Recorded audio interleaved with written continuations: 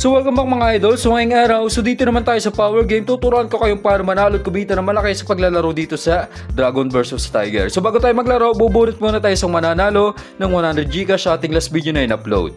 Para makasali sa ating pag-giveaway, huwag mo kalimutan mag-subscribe, i-like mo lang tong video, at i-comment mo lang ang iyong Gcash number.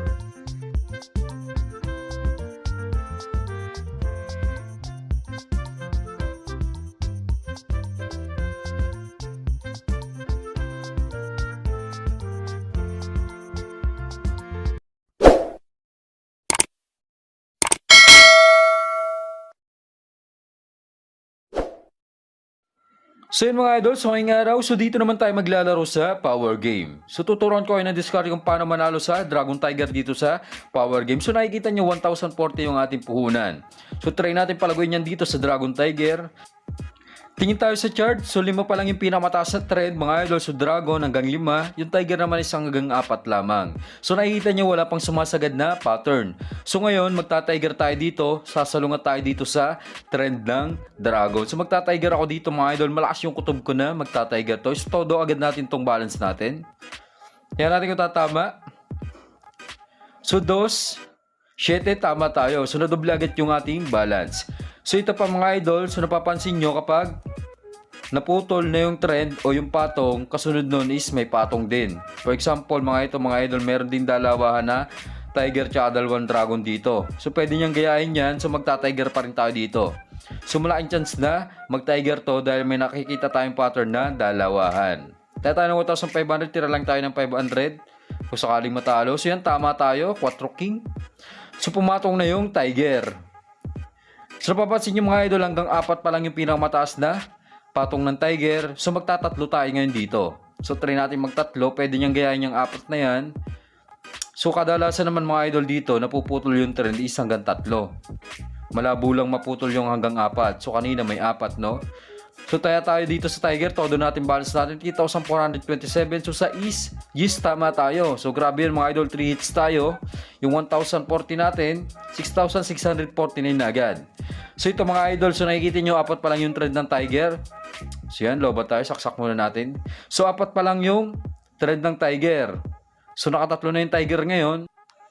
So bali ngayon mga idol, so magda-Dragon ako dito. So malabo niyang kopyahin niyang 4 na yun mga idol dahil wala namang 4 na Tiger dito.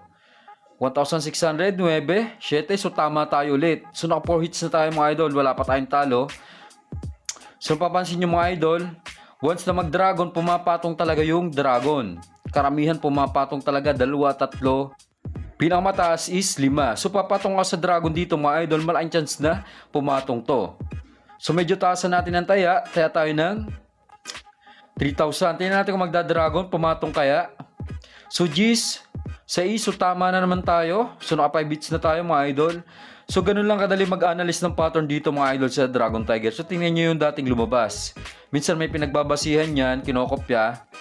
Kung napapansin nyo, so nakikita nyo naman mga idol, halos lahat ng trend dito is Dragon. Hanggang 5 yung pinakamataas. So papatong ulit tayo sa Dragon dito.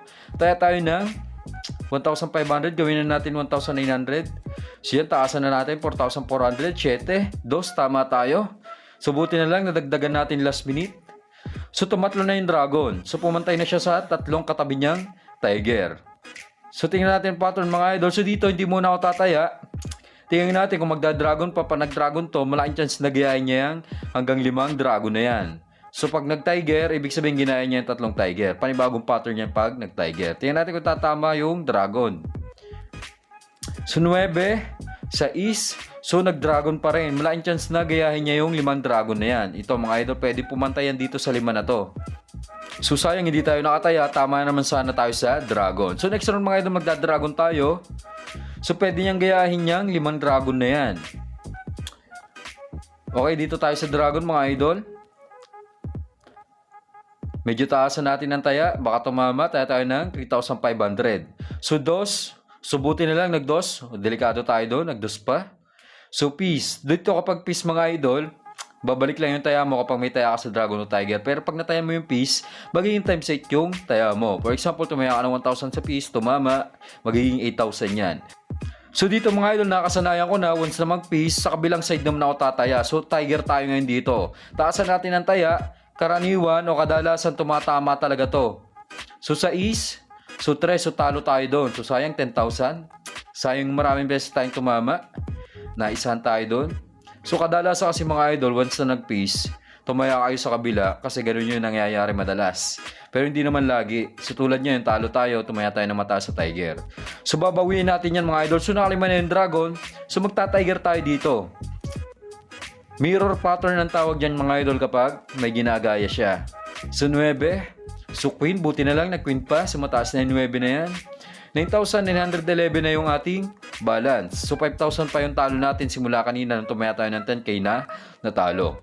Bali next round mga idol, magta-tiger pa rin ako dito. So pwede niyang gayahin yan, 3 na yan na tiger. Tingnan natin kung tatama. So kapag tumama to, okay na ako dito. Kakashot ko na tong balance ko. Todo na natin to mga idol para mapag-shot na. So sa is, queen, so tama tayo. Si 1,040 natin, 19,217 na. So hanggang dito na lang mga idol. Maraming salamat. So sana may natutunan naman kayo kung paano manalo at kumita ng malaki dito sa Dragon Tiger. So ganun lang, tumingin lang kayo sa pattern bago kayo tumaya o maglaro.